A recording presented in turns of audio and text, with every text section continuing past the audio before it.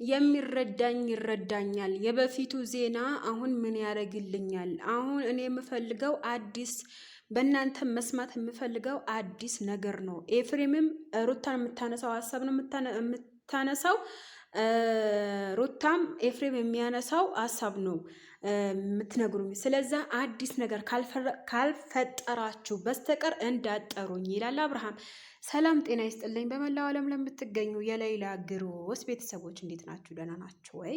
ለቤቴ አዲስ ከሆናችሁ ላይክ፣ ሼር፣ ሰብስክራይብ ደሉን ምልክት መጫን እንዳትረሱ። አብርሽ ያው በሱ ቤት ተለቋል።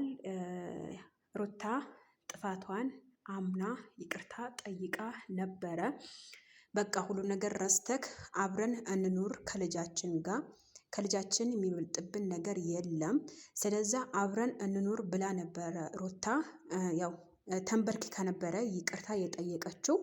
ቪዲዮው የት ነው የተለቀቀው ለምትሉኝ ሁላችሁም አብርሃም ዩቲዩብ ላይ ተለቋል። እና ደግሞ እኔ ሀሳብ መስጠት የፈለግኩት እውነት ሩታና አብርሃም አብረው ሊኖሩ ከፈለጉ እውነት ጥፋቷ አምና ይቅርታ ጠይቃለች። ይቅርታ ትልቅነት ነው። በነገራችን ላይ ይቅርታ መጠየቅ ትንሽነት አያሳይም፣ ትልቅነት ነው የሚያሳየው ማለት ነው። አብርሃምም መድረግ ያለበት ነገር አድርጓል። ነገር ግን እኔ ያልተዋጠልኝ ነገር እውነት ማለት ነው አንዴ ሩታ የምታወራው ነገር ኤፍሬም እያወራው ነው። ኤፍሬም የሚያወራው ነገር ሩታው እያወራች ነው። ለምን ወደኋላ በራሳቸው ትደባበቃላችሁ ነው የኔ ጥያቄ።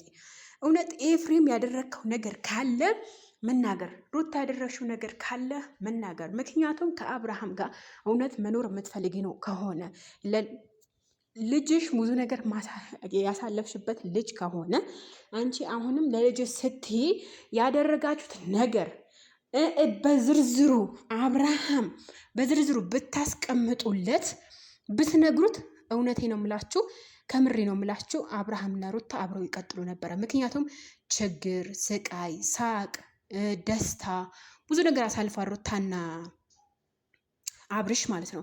ግን ያውም ሊበግረው አልቻለም አብርሃም። ለምን? ትክክለኛው ነገር እየተናገሩ አይደለም። ትክክለኛው ነገር ቢናገሩ በእርግጠኝነት አብርሃም ይቅርታው ጠይቆ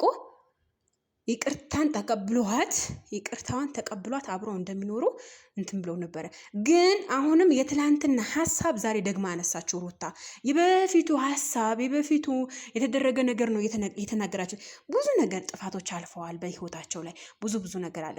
ነገር ግን መሆን ያለበትና መሆን የሌለበት ነገር ሩታ እያወቀች አይደለም። አሁን ሩታ እውነት ይቅርታ ጠይቀ ነበረ። ጥፋቷን አምና ያጠፋሁትም ያላጠፋሁትም በቃ ይቅርታ አምኛለሁ፣ ጥፋቴ አምኛለሁ ይቅርታ ብላለች። ያ ጥፋቷ ደግሞ አምና ተቀብላ ይሄ ትልቅነት ነው እንጂ ትንሽነትን አያሳይም። ስለዚህ አብርሃም ይቅርታዋን ተቀብለክ ከእሷ ጋር ብትኖር ባይ ነኝ። እኔ እንጃ አቂ አሳሳችኝ። እኔ ልዑል የራሱ አሳሳኝና አንቺ ካልፈለግሽው ልጁ እኔ ጋር መሆን ይችላል ሲላት የመከራ ልጅ ነው አለችና በጣም ነው ያሳሳችኝ። ትክክል ነው። ልጅ ማለት ብዙ ጸጋ ነው። ብዙ ነገር ታዩበታላችሁ። ችግርን፣ ሳቅን፣ ራብን፣ ጥማትን እኔ እንጃ ቃላት የለኝም። እና ብዙ ነገር ይታይበታል። ልጅ የወለዳችሁ ታውቃላችሁ። እኔ ሄርሜላን ብደግፍ ሩታን ብደግፍ ግን በሀቀኛ ምክንያቱም ጥፋቷን አምና እስከተቀበለች ድረስ ሩታ ምንም አይነት ነገር ባትባል ጥሩ ነኝ። ምክንያቱም ብዙ ነገር ተፈራርቆባታል። በዚህ አንቺ ውታጀራ አሰደብሽ፣ አንቺ ትዳራችን አፈረሽ ምናምን እየተባለች ማለት ነው። ስለዛ ውዶችዬ ይቅርታ ትልቅነት ነው እንጂ ትንሽነትን አያሳይም ባይ ነኝ። ላይክ፣ ሼር፣ ሰብስክራይብ አድርጉ። እወዳቸዋለሁ።